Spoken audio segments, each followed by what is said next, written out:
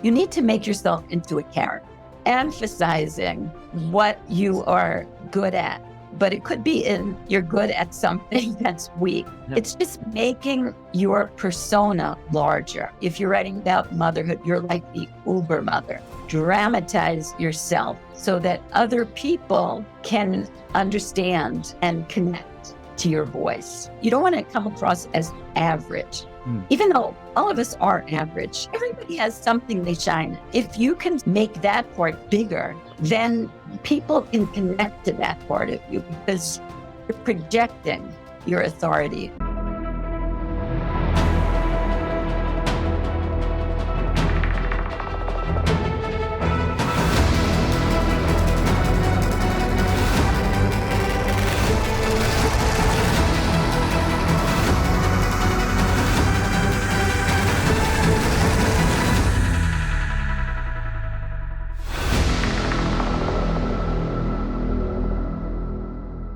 Hey there, sinners. It's Adam Knox, and welcome to the interview with Devil here on the Cult of You. Now, my guest today, I think, would hardly be considered a devil by most standards. In fact, Sherri Mandell is a living act of kindness, compassion, and consideration. A prolific writer who's not only sold bestsellers, but has contributed to a variety of different magazines, has created this wonderful, interesting piece of work, the Kabbalah of writing. And the reason this was captivating and interesting to me was really not from a Kabbalistic sense. It wasn't a deep philosophical exploration. However, what she's been able to do, especially having over 20 years of research in Kabbalah, was to put together the Kabbalistic framework to allow us a deeper insight as writers. And one of the reasons you may find this very interesting, even if you yourself might not be a writer of poetry or the arts or any of the different fields, is something that I've come across with a lot of people that I've worked with, and that would be sometimes that they're struggling to visualize. We all know that active imagination, or the process of active imagination, is a very essential component of the occult and spiritual paths.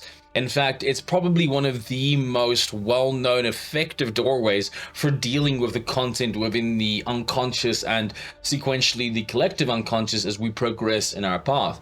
But many of us kind of come up against that barrier sometimes, whether it is through life or simply a default skill set, where visualization or the visual component of imagination is not necessarily something that comes easily. We may struggle with that from different times, and this could be because of lack of energy or a variety of other things, maybe even just the cage of our own belief systems and our own psychological stresses. I loved the work here, and that's why I'm sharing it, and that's why I'm bringing this conversation to you, because what I found working through Sherri's work was a way to use the writing process to engage with the content of the unconscious, beyond all the incredible exercises to help you as a writer overcome writer's block, the useful framework of Kabbalah in terms of how do we explore this, which is something we go into detail about in today's discussion. How do we walk through those processes, not only in terms of the writing, but the actual inner game of writing and what it all entails and the need for the audience.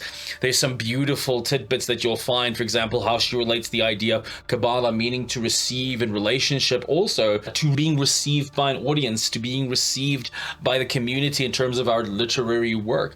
But what you'll find very useful is the frames and the positions on how writing can help re-articulate components of your own history, your own story, your own narrative, to change the perspective and meaning as you rewrite your own heroic journey, if you will, so it becomes not only a tool to heal yourself, but the world. So I do think, regardless of your path or your position, you will find some tidbits of value and use, and especially if you are a writer, you'll find a couple of deeper levels to this than you may have before you enjoyed this conversation. So without any further ado, sit back, relax, and remember to live deliciously.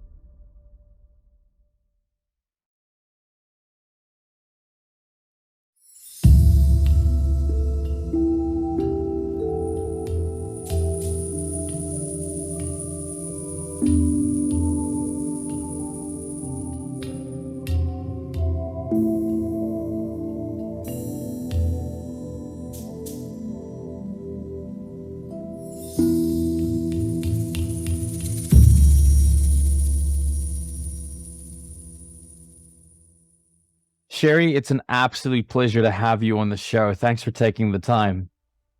I'm really happy to be here.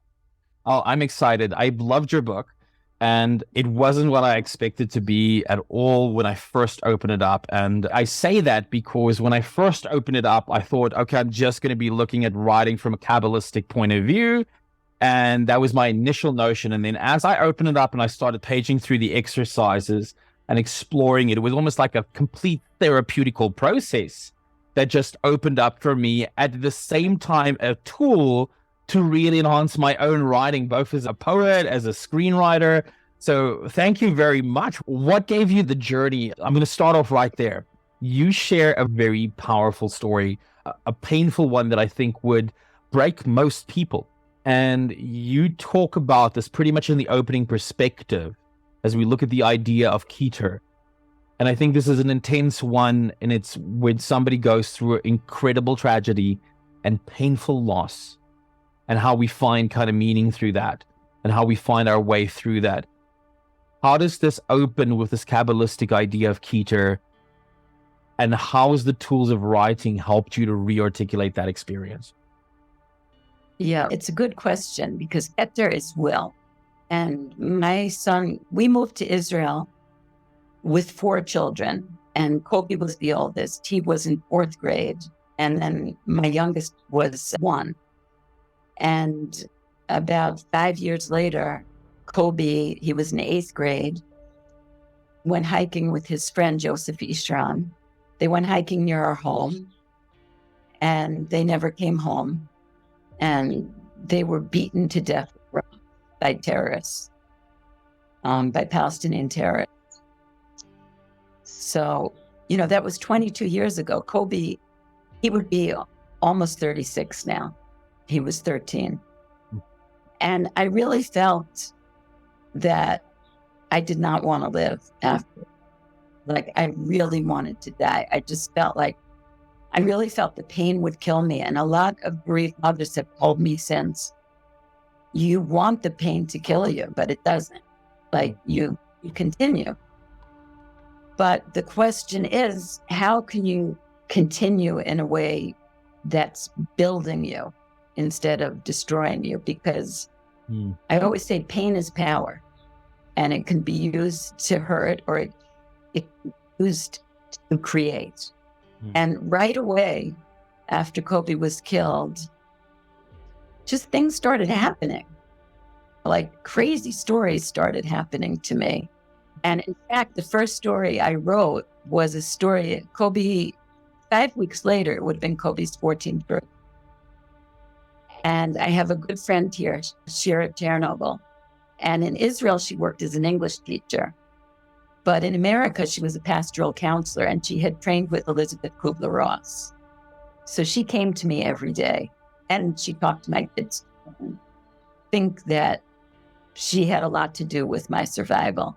And she told me, you have to do something to mark Kobe's birth. I didn't know what to do. And we ended up going to a restaurant, me and the kids. And all of a sudden, I got this idea that we were going to give money to 14 beggars for Kobe's birthday. Okay. And the minute I got that idea, the kids, it was like cafeteria style. They came back to the table. I said, I know what we're going to do. And I gave them, I had a lot of coins. I gave them a lot of money. And right after I gave them the money, a beggar came to our table. And we were so happy to see him. Like, I'm sure he never got such a good anywhere. I realized that we needed to give. That was the only thing we could do in the aftermath of this terrible murder. And we went out on the streets of Jerusalem. We were chasing beggars. Like, we were begging for beggars. So after that, I told my friend Shira what had happened, and she said, you have to write. So I wrote that, and that it was a few months after Kobe was killed that I started writing. But I felt like it gave me the will to live, because I thought I was going to talk about what had happened, what Kobe was like, why we moved to Israel. But what happened in the course of writing was that all these experiences. I kept having all these spiritual experiences with birds, like birds falling on my head, dreaming of birds bouncing off of my windshield when I was driving. And then I studied in the Kabbalah, actually, about birds and bird's nests. And it says in the Kabbalah that the Messiah actually waits in something called the bird's nest, the supernal bird's nest. Okay. So once I learned that, I realized I was part of a bigger story. We have a foundation also where we work with children, bereaved children. And part of what I always say is that you need to, once your story becomes bigger and then your story is changed, once you can change the story from the story of tragedy to a story that also includes kindness and compassion and love, then the story changes and you're able to carry the story in a different way. So one way of doing that is also writing the story, because I think when you write and you allow your subconscious and your deeper voices to play their part in the writing, then you learn something. And we're always writing to learn. We're not just writing about what we know. We're writing to discover what we know. And so will is different than willpower. A lot of people think that it has to do with discipline and forcing yourself and setting a timer. Annie Dillard, I quote her in my book, that she says that will isn't about willpower, it's more about love. It's like a mother who gets up in the middle of the night to nurse her child. You're not getting up because of your willpower. You're getting up because you love that baby, even though sometimes you don't want to get up. As a mother who nurses 4 children, but you have all that love, so you're going to get up. And I think also what happens for me when I write is that eventually when you write enough, it does something to your brain. And your brain but your brain, instead of getting tense when you write, your brain relaxes when you write. I like that. I love this idea because this was something that was very dawned on me while I was going through your work. I've had this thing where a lot of students that I teach sometimes say that they're struggling with their ability to visualize when it comes to, because I do a lot of work in archetypal work, and especially working with the unconscious and working with these different portions of ourselves. And the classic Jungian method is to use active imagination as a tool set to deal with that. But I've had many come up and say, look, I'm struggling to imagine, I'm struggling to do this. And your ideas in this is almost the ability to use writing as a tool to facilitate a relationship with these various components of the self. So it almost becomes, and I think this is so nice in the structure that you've laid it out, because we'll talk about the kind of intellectual facet or the comprehensive aspect of writing a little bit further down. But it's almost like there's an initial opening up or a releasing of the intellectual pressure cooker, if you will, like an intellectual decompression chamber, as LeVay once said, to open up the rest of the self in a different experience and perspective. How can maybe some tools, some ideas, some inspirations, because you give a plethora of incredible perspectives and prompts to promote the writer. What is a way to open up, to ask different questions in the writing process, to deal with the loss or the turmoil or the challenges of life, that opens up different perspectives? Or as you said, it's accidentally angels that are also almost misspelled as angles. I got lost in your question.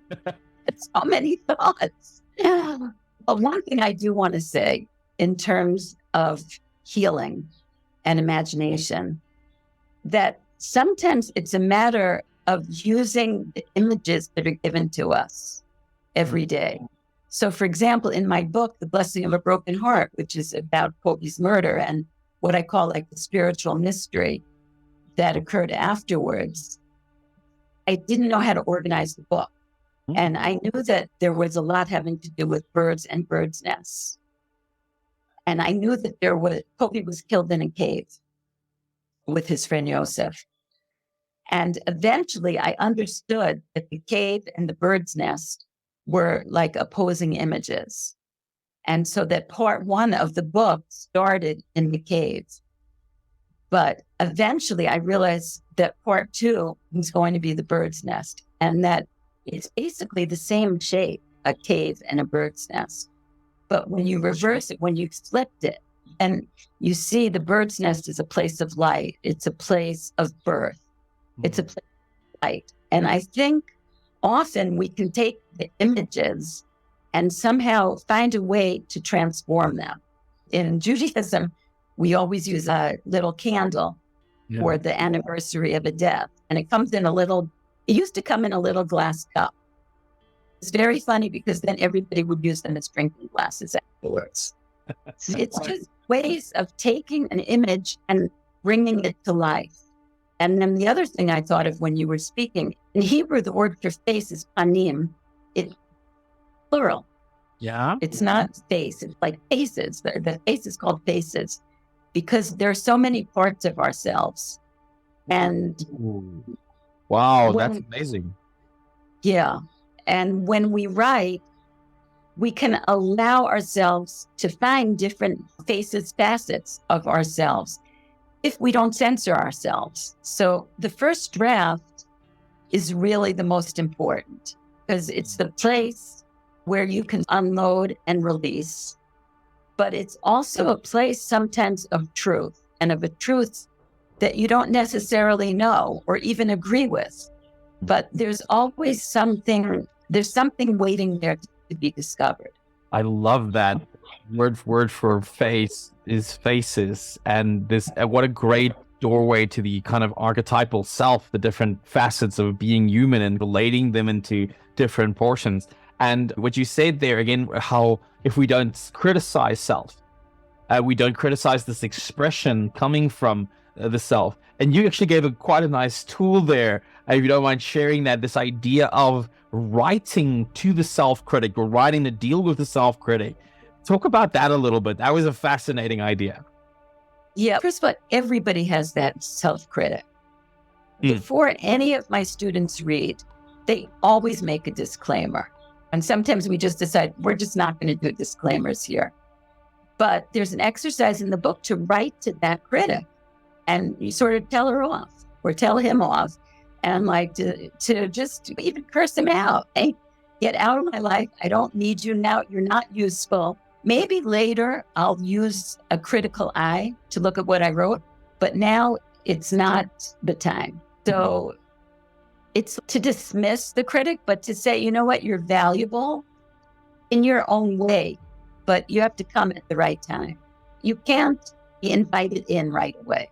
I love this notion of almost not repressing, but making them part of the conversation through the art of writing, and how that allows one to almost reframe the relationship within these components. I imagine there's been quite a therapeutical experience for people working with you in this writing process. Oh, yeah. We always say that my class is much cheaper than therapy, but just as yeah, I can definitely imagine. Like I was looking at a lot of these exercises and there's things that I do in a way where I'm like, oh, this is amazing. And it's not only something that acts as a therapeutical tool, but then also might be a great book or a great film or a great piece of writing that I can put out into the world. There was another thing that you pointed out very nicely for me, because you gave me a couple of very different perspectives on the Sephirah, which I didn't think of them in correspondence to. And I mean, many of them were obvious, but there was a little bit of a different opening or a different word that you threw in that just opened my perspective.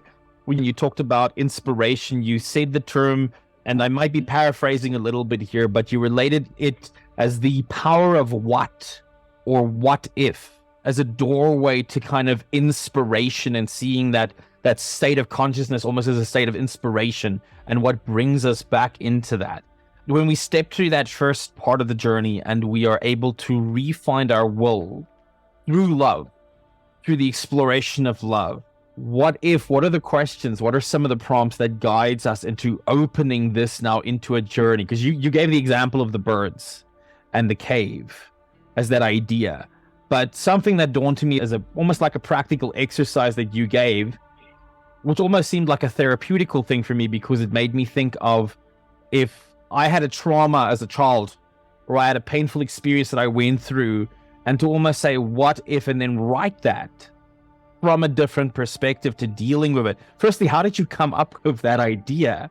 And explore that for us a little bit. I noticed that writers were doing it. I noticed that, for example, we read an essay, it was called Holies, and it was about this girl who took great pleasure. She had a neighbor who used to walk down the street, and she and her brother would take the hose and like spray her. Oh. And they did it like not once, they did it like twice or three times. And the writer wrote about how shocking it was that she did that. But then at the end, she said, how I wish I could have thanked this woman for the unadulterated pleasure she gave me in that time. And I realized that the ability to just wish something also had a kind of reality. So that sometimes when you write about what could have been, like if I had been thinking I would have, or I wish I had, or I imagine that, then you give yourself the possibility of revising what happened in the past. And I think the word revision, people don't like that word, but revision is such a kind of sparkling word because it's to see things anew. It's to look at things in a different way so that you can look at your past. It's not that you can change the past, but you can almost find a way to have some freedom from the weight of the past. Because you can look at it almost in a more playful way, where you're injecting the imagination that what is like you feel is quicksand, you can turn just into sand, that it's not toxic, it's not dangerous anymore. And I feel like people, everybody has something in their life. I call it like a holy of holies, you know, because it's like when Moses stood in the burning bush, they told him to take off his shoes, the place of holiness. Or in the temple, there's a place called the Holy of Holies in the temple, you know, when there was a temple in Jerusalem. And only the priest could go in there, and only once a year. And I think all of us have this place inside of us that's a Holy of Holies, we don't really find a way to share it. And we don't want people to enter it because it's too precious to us. And often they're not prepared to enter it the way we need them to enter. But I think that when we write, can enter those places that are like the Holy of Holies and find a way to enter them more than once a year so that they're, like in the temple, it was holy. It wasn't toxic, but there's still something about it that's it's almost too powerful touch. But as people who are trying to heal, we have to touch those. So writing about them, and even sometimes writing about it in the third person. So you're not using the I, you're using she or he. And that gives you the narrative distance to be able to enter that experience. Oh, that was good. That was so good. Because I think, again, because it is the Holy of Holies, because you're revealing the very foundational structure of your identity sometimes. And we're so afraid to share that because it's almost like the fear of the expression, that old phrase, the Tao that can be named is not the true Tao, or once the articulation is of the word, it's no longer the essence, because it's the expression of the word cannot be the full thing. We can't comprehend God because in the attempt to articulate God, it's a step away from, it's a step divided from. And I think we, again, like as you said so well, we're precious almost about that space. It is holy, it is sacred within ourselves. And I think there's a curious thought, because you speak about this also in association with Chokhmah. And it's just this idea this thought that's coming to my mind. One is the notion of self-criticism or self-censorship in how we're censoring this component. And the level that I want to add to that is this thing that you talk about, using the insecurity and the negative energy almost as a source of inspiration. And I think that's almost the fear of the artist, where I could get drowned, I could get lost in that. How do I navigate myself through that so I don't just get lost in the emotion, but I continue the articulation for the work? Yeah, I think in parallel with that self-censorship, there's also the idea of the empty page as like the kind mother. I guess like that's a Jungian archetype, maybe. Yeah. That it's something that can receive us, and where we can just say whatever we want to say. And especially if it's the first draft, if we think about it like nobody's going to read it, if we just pretend that there's no audience. Because, for example, I will write things that I wouldn't say to anyone, because I give myself that permission as a writer. When I'm speaking to people, I have to protect myself. And there's a difference between self-censorship and self-critic. I do feel it's very important for people to protect themselves with their stories, because those stories are precious and you have to choose somebody who can receive it. And if you tell somebody and they receive it in the wrong way, then it's even more damaging and more dangerous. Did you mention the idea of finding the right audience also for your work? Yeah. That's also, I was really fortunate. Michael White, he was one of the founders of narrative therapy. He came to Israel and he gave us a few like all-day seminars. And part of his idea of therapy was that it didn't just exist between the therapist and the patient or the client, that he encouraged some sort of public recognition of what had happened. But it wasn't just your therapist witnessing. It was a real audience or a real celebration or some sort of achievement where you had some sort of public recognition or understanding. And so I think like the first step in writing is definitely to forget about an audience, because that can short circuit everything.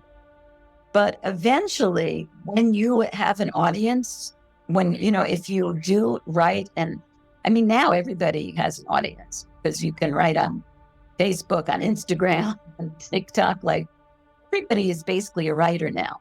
Yes. But when you really find the person who she doesn't just receive what you wrote, but she acts on what you wrote. And then you are changed as a person. And so I think that's one of the gifts of writing. I had that happen to me because that story I told you about the beggar, I wrote about it in The Blessing of a Broken Heart. And then other people told me that they chose to do a similar thing on a yard site, on the memorial of a death, that they went and gave money or presents to like bandaged people or beggars. And so it was like my soul had a part, and more importantly, Kobe's soul had a part in that generosity. And I think also the first draft is a place for generosity and being generous to the self and being generous to the subconscious, to just let it do its work. I like that tone because it's something that I can see if I picture the Sephiroth and I think about Chokhmah and Hesed, also Hesed being almost like that kindness, a degree of generosity of yourself, versus Bina, the comprehension, and Chavura, the kind of gathering down or the limiting and the cutting off. So that makes a lot of sense. And listening to that frame as well, because I think moving into Bina, moving into now we've inspired, we've expressed, and I love that context of even if you're writing in your own diary, like and you're using it purely as a tool set to kind of help and cultivate. If it's not yet ready to share, but you may find through that the parts that need to be shared and they need to be framed because they are. I think there's a business coach by the name of Eben Pagan, and he said it quite nicely. He said, the more personal, the more universal. And it's only in the moments that we share those vulnerabilities, those honesty, that we actually find how we're sharing a soul, we're sharing a community, and we need to do it in those resonances so that others can also feel heard through ourselves being heard through our own work, which I think is such an important idea. Yeah, there's something very spiritual about it, because at least in Judaism, in the Torah, it's said probably for everybody, God created the world with words, right? It's not with actions, with language. And in a way, the world is God's story. So we're all part of that story. And if you think of every single person as a character in God's story, then it's only when that character is fully formed and developed that God's story can be told and can be some movement toward revelation. One way of doing that is through writing. Yes, but that makes so much sense, like when you put it that way, because I think in the beginning there's these fragmented parts of the journey that we don't always recognize, or recognize as with one part of the group or one part of the listener. But then as the individual goes through almost their own heroic journey, their own transformation, there's different parts on the stage where we all connect. And that kind of brings the community together. It brings the people together with this kind of shared perspective. Is that where Bina comes in? Is Bina that recognition of the patterns, that understanding of the structure, the comprehension, so to speak? Yeah, that's one aspect of Bina, because Bina has to do more with grasping a pattern. And so, that's what you were talking about with insecurity. Yes. You're allowed. In writing, you don't have to be perfect. Like, the more imperfect you are, the more people will relate to you, because everybody's imperfect.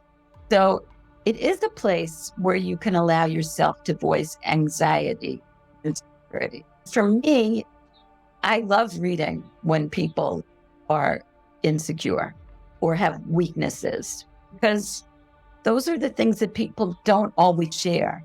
And that's when you make that connection. There's one other thing I want to say, that Kabbalah, it means to receive. Hebrew, like Kabbalah, is to receive. So Kabbalah, it's all about what you're receiving. And going back to Bina, which is like about patterns, there are all different kinds of patterns in the world. Sometimes the imagination has to stop at the imagination to complete the pattern. That goes back to what we were talking about with imagery, that while we're living, it's almost impossible to see the patterns. And writing, especially memoir writing, is about being retrospective, being able to see now what you couldn't see in the past, see those patterns of your past that you couldn't as you were living. You're too involved. And that was something that I love that you pointed out. And I'm jumping around the tree, but the conversation is just so good. And it's this idea of reframing memory, because we know scientifically that memory is not an accurate representation of the past. We're very deeply influenced about the emotional state that we were in, and we're sometimes unable to see beyond that. And then using this as a tool almost to reframe memory is literally a tool to change our past, to change our history and our narrative, which I think fundamentally changes who we are alongside our characters. How's that work, though? How do we do that practically? First, I think the word really is insight. Yeah. That you have insight into what happened that you didn't have. So often you need a teacher, or you need a group, or I need a reader to respond to what I'm doing. But often we can be our own reader. And that's the idea of revision, because you're looking at what you wrote, and you're looking at what was confusing. And the world started in tohu and bohu. That's in chaos. Anyway, I forgot the exact Hebrew, but before creation, there's chaos. And I think that every creation really starts in chaos. And that a lot of our job as writers or artists or just people is to find the coherence in that chaos. And that we also can do it for ourselves by writing, because when you go back to something, all of a sudden something will peek out that wasn't available. That's like Chokhmah, also that inspiration. It's that moment of insight where, oh, wow, I just understood something. And often you have to walk away from the writing. Like it's when you're driving later where you'll be like, oh, wow, that character, or you're swimming and all of a sudden it's, now I understand. And so there's always like back and forth. And with writing, it's also like an ebb and flow. Like you write, but then you have to take some time away from it maybe to see what it is that's being revealed to you. Because often, like I tell my students, the writing will speak to you. You write it, but then the writing has something to say back to you. And a lot of times, a teacher of mine called it inventory. There's things in there that need to be worked with. Or there's themes, some word will be repeated. And all of a sudden, like, I'll pick up on it as a teacher. But the student can also pick up on it if they let it rest and then go back to it and see what's repeating itself here. What's under the surface that's trying to emerge. I loved what you said, because it really clicked into me as you said it earlier, but when you shared this, but it really clicked in with me, because when you pointed out that the Kabbalah means to receive. And it's almost how our writing needs to be received. There needs to be the audience, there needs to be the teacher to receive it before it can actually even be accepted by ourselves. Before that next level of insight, it can progress through the stages to the next stage that it needs to be in this. What is the point out? Forgive my Hebrew, forgive my terrible translation. I will be that which I will be. Oh, yeah. Yes. Yeah.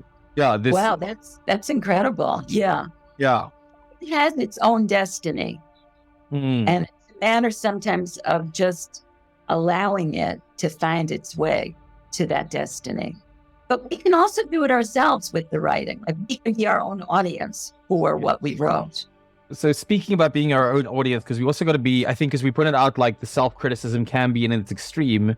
But if we have this wild unleashing of the inspiration, and then we start putting it in some type of framework, and then we start moving through that expression, and this dance between Hesed and Chevura, and there's this constant kind of flow between the two sides. We're creating, we're reframing, we're retelling the story, we're finding new insights inside of it. And now, I love the social media reference because everyone's a writer now, but one of the things that social media has taught us is to limit it down to a certain amount of characters. Same as the publisher, limit it down to a certain amount of characters or a certain amount of pages. How do you point out Chevura as boundaries. And the thought that kind of came to my mind as I was reading that, as I was thinking about, I don't know if you're familiar with the marshmallow test. And Yeah. So I was like, so I looked at Chevura now as the marshmallow test, and also this idea of impulse control. You want to keep jumping, but you almost need to rein in a little bit. The metaphor that you used that was the nicest for me was the one about the sculpture. And we have to cut down. We have to limit down to refine that. How do we let go of our darlings, though? How do we do that process in a way that kind of makes sense for us and still stays true to the artistic spirit? Yeah, lots of times, that phrase, letting go of your darlings. Sometimes they're too darling to us. We don't even know they're darling. Yeah. So that's when you need a reader. But like the Sphirot, the book is based on the 10 Sphirot. And Sphirot itself it can mean a story, because it has the root of a story or of a number. But the Sphirot are the ways God remains transcendent, like the part of God that we don't touch, that he's not going to send down. God's energy comes through the Sphirot, which is a way of limiting God. All of the Sphirot are ways that God limits himself to make room for the world. And they're all aspects of God, but they're also aspects of ourselves. So the only way sometimes that things can be channeled is through limiting. And the limitation often, especially sometimes if you give a structure that's limited, then it provides a way for more creativity. When I once taught like a group of junior high school students, and I was teaching them writing, and I walked in, I was going to school, and I saw a flipper, a diving flipper in the street. And I just took it in with me. And I told them, you write a story today, but you have to use this flipper in. And they wrote great stuff because it limited them, but it also expanded their imaginations. So there's always that balance between limiting and generosity, because if we're only generous, it's very damaging. A parent who's only generous with a child is going to damage that child, because a child like needs to go to sleep at a certain hour and also not eat all the candy in the house. And just we think of sensitive kindness as the attribute that's more admirable, that's most admirable. But it has to be done with Kabbalah, because it has to be done in a way that the receiver can contain. I love So that. Yeah, yes, they're please. both equally valuable. That's so great. That's so great. I was thinking now while you were describing that, because even if I think about it in terms of, I can't speak about feminine development, but masculine development, or maturing from the immature boy into the mature masculine, that's one of the fundamental things that is required in that developmental stage, because there's almost the infinite dreamer that wants to have all these wonderful things, but doesn't actually cut and limit down to getting one thing done or one thing finished. And the same in the writing process. We get so overwhelmed with the possibilities of what we can create that we don't cut it down to just say, okay, I'm in the house now. This part of the stage of the journey, I need to focus on that. I can keep an eye on the destination, but I need to almost limit down into those processes. How do we survive it sometimes? It's so interesting, because Devora, that limitation, that word also means gibor, which means hero. Oh, so wow. Okay. That's definitely great advice as well. Yeah, like part of, I never really thought about that connection, which is That's great. interesting. Yeah, it makes perfect sense. I love that. That resonates so intensely. Wow. Mhm. I think because we're talking about Kavura, and the next Sephira in there is Netzach.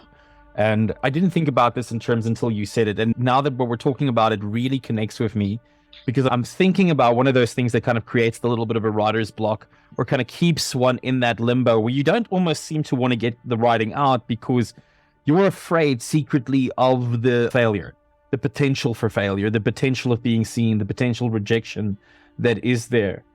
And that's Netzach. That's the reject, because you pointed out it's the victory. This translation is the victory. Yeah. In order for us to get to the victory, we have to overcome the rejection. So my teacher shares, how do I write my way through that challenge? Yeah, I share in the book stories of rejection.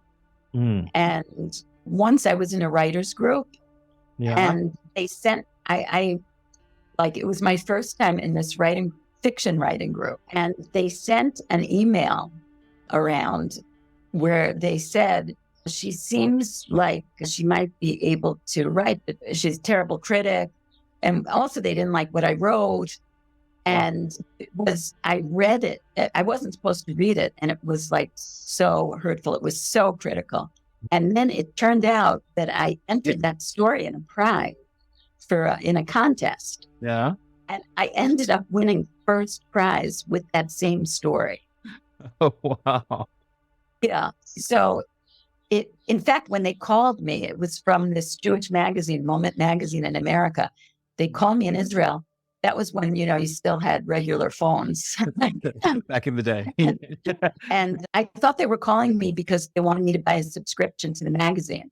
And instead it was that I had won money, and they wanted to fly me to LA to receive it. And Erica Jong was the person who chose, what do you call that? The person who chose me, the judge. There's always going to be rejection, right? Just this life is full of rejection. But Netzach, it's not just victory. It also means to endure and to persist. And like my agent, I remember one time she said to me that getting books published is just a matter of persistence. Some people are lucky, they just get published right away and they become famous, but most of us aren't like that. And a lot of it is just endurance, but not endurance in the sense of, oh my God, I have to keep doing this. It's more seeing it as a calling, and seeing it in Hebrew, it's like an avodah, like something like, I guess, holy, like our holy calling. So that the rejection is almost like the, sometimes when things are so good, we talk about the evil eye or the sitra achra, like, the other side comes. Yeah. I remember when I studied, I went to Cornell, which is like an Ivy League university in America. And I was in ag school, but I decided to change. And I took a class in writing poetry. And my teacher, he had won a Pulitzer Prize. And I remember he told the class that even though he had won all these prizes, what was most important to him was like the gift for himself. Mm-hmm. And so when you reframe writing as a gift and as something that can give you insight and also pleasure, and understanding that rejection sometimes is going to be part of that, but it's just the other side of it, so that it shouldn't be the dominant voice. It's one face, but it's not all the faces. And it doesn't have to mean that what you did is bad. It just means usually that it's not marketable. That's very well said. I like that, like listening to how you're sharing this, the thought that kind of arises within me is this notion of we fear the rejection. And there was a study done in seduction, actually, in dating. And one of the things that it pointed out is that from an evolutionary biology point of view, men have a profound fear sometimes of approaching a woman in a public area. The same man will go jump out of a plane, no problem. But if it's a pretty girl, the answer is no sometimes. Not in all, but one of the ideas was that there was this overwhelming of the meaning. There was an over projection of the self. There's two things. One, there's from when we were in smaller tribes, and that possibility of rejection could be rejection from the group. It could escalate. But the one biggest thing is the over amplification of the self-judgment, or this perception of ego. And the moment we stop being that associated to it, we free ourselves. We put the attention on someone else. So the moment there was no longer a betrayal or a failure, or self was no longer able to fail, this false temporal self, suddenly we could move into opportunities. And the reason that kind of comes to my mind is because the way you describe it, I kind of see we're putting the validation on the judge. We're putting the validation on the author. So at the one hand, we must be willing to be received by the audience, by the judge, by the community in that sense.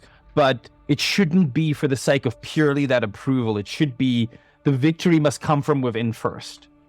The love of the writing, the love of the art, the ability to express my truth, to be honest with that, should alone be the reward.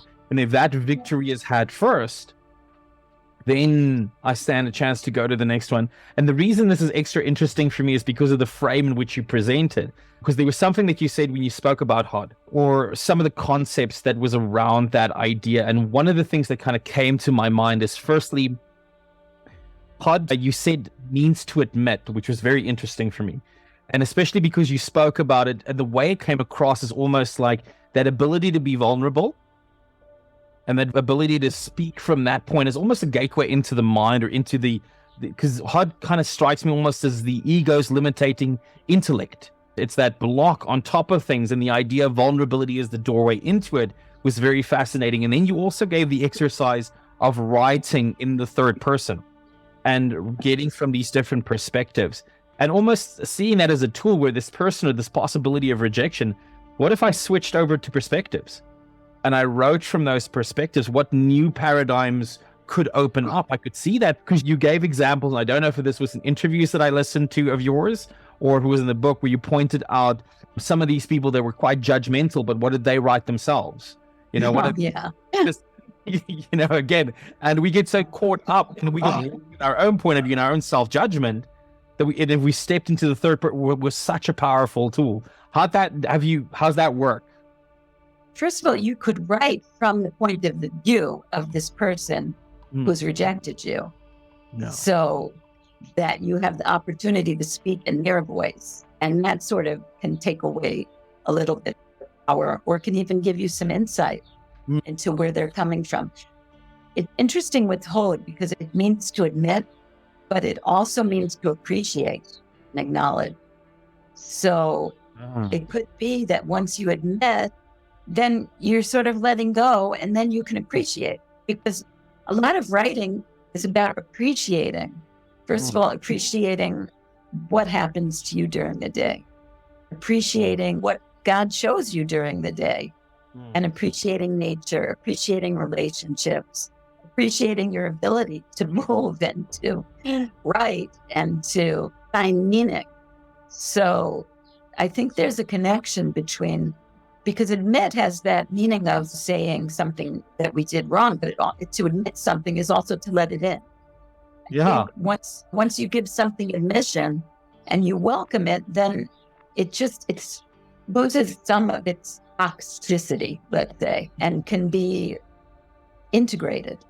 Like, we're always pushing things away, and for good reason. Especially, I feel like, especially in this decade, people are very quick to push things away. Yeah. But there's also a countervailing energy to receive and to see, because I think I write in the book that, like, the Baal Shem Tov, one of the Jewish mystics, says that everything that comes to us is a message. Writing sometimes gives you the ability to receive it, because first of all, you remember it because you write it down, and then you can find what is its power. I love that. I had a friend of mine, Mark Steinberg. He was the head of a company called Creative Consciousness International, our Germany side, and he pointed out that new knowledge is a splinter in the finger, and if you just try to take in the new knowledge, your body will eventually alienate it. Will eventually push it out. And the reason is because knowledge or new insight, new ideas can only become part of you when you question them, when you wrestle with them, when you battle with them. And it's true, you said it's that writing process is what neurologically allows us to even admit that new idea or that new perspective into our mind. It's fascinating. I've loved this conversation so much. We're coming up to the end of our time, but there's two questions I need to throw in there before we finish up, if you'd let me. The first notion is, we've taken quite a journey. We've just kind of bumped on the different Sephiroth, and there's so much more. And I think anybody that's read your book, and I also did a little bit of a review on it as well on the show, definitely worth getting a copy, exploring out some of these ideas if you are a writer. But one of the things that I really want to explore as we close, you yourself, memoirs being a very strong component. And I found this such a great idea as a therapeutical tool, even writing one's own memoir as a personal, heroic self-discovery journey. There's two concepts that really stood out to me near the end of the work. You pointed out this idea of the voice and its relationship to Malkuth. And there's this idea for many people of finding your voice, finding your artist's voice. And you pointed out so nicely that it's not about finding the voice, but it's about discovering the voice, and almost how the voice develops as a result of the other Sephiroth within ourselves, and where they are and where we are in that journey of expression. And then there's so much more that I want to explore, but we can't because of time. So I'm going to try and focus my question. How then, in this process, do we turn the self that we are writing about into a character in order to relate to, so that we can better understand that voice and maybe even for the first time articulate it in a way that's more empowering? Yeah. So I have two answers, because I just want to say something about Malkuth. Oh, yeah. Which is the last sphera, which is kind of rulership. It collects all the other sphera, but it's also authority. And authority is the author, right? The author is the authority. Wow, yeah. So it gives us the ability to be the authority. But once I asked the class, like, what are you like an expert in? And they didn't answer me at first. And then I said, it doesn't have to be something that's positive. Like, you don't have to be an expert in nuclear physics. You could be an expert at making a mess in the kitchen. And once I said that, it opened everybody up. Everybody was an expert in being, they were an authority in being late, an authority in not getting along with their daughter-in-law. Like, they all had this authority, but it wasn't like the typical authority. And I think that leads me to character, that there's a great essay writer and teacher called Philip Lopat. And he says, you need to make yourself into a character. So making yourself into a character is emphasizing what you are good at, but it could be you're good at something that's weak. So it's just making your persona larger.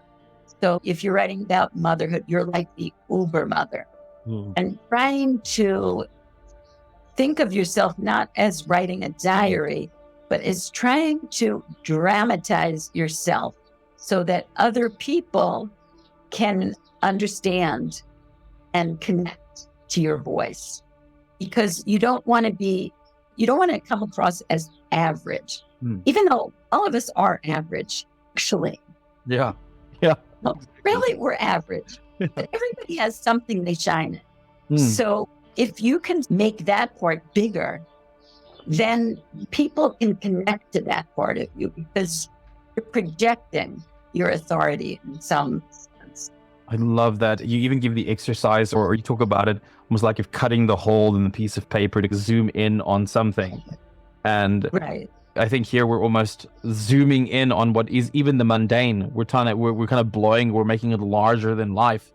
And that's what kind of brings the attention to it, and then is the footstep for something even greater. I love that. Sherri, this has been an absolutely brilliant conversation. I loved it. Thank you so much for being on the show. I think not only will people find value in this if they are spiritual seekers, trying to get a deeper insight into practical Kabbalah, so to speak, but how they can utilize some of these ideas in their own life and in their own writing. It was fascinating for me because I remember once reading, I forget who said it, but it was an author on Kabbalah, and he said that to truly understand Kabbalah is to see it reflected inside of your life. And you've truly seen it reflected in the very art of writing, not only as a skill set, but as a psychological and internal spiritual journey as well. So respect to you for that journey and that progress and the work that you guys are doing with children and to help them in the community, and also for helping us would-be writers find some really useful tools. So I really appreciate it, and I love the time with you today. Thank you again for being with us. Yeah, thank you. I really enjoyed the interview.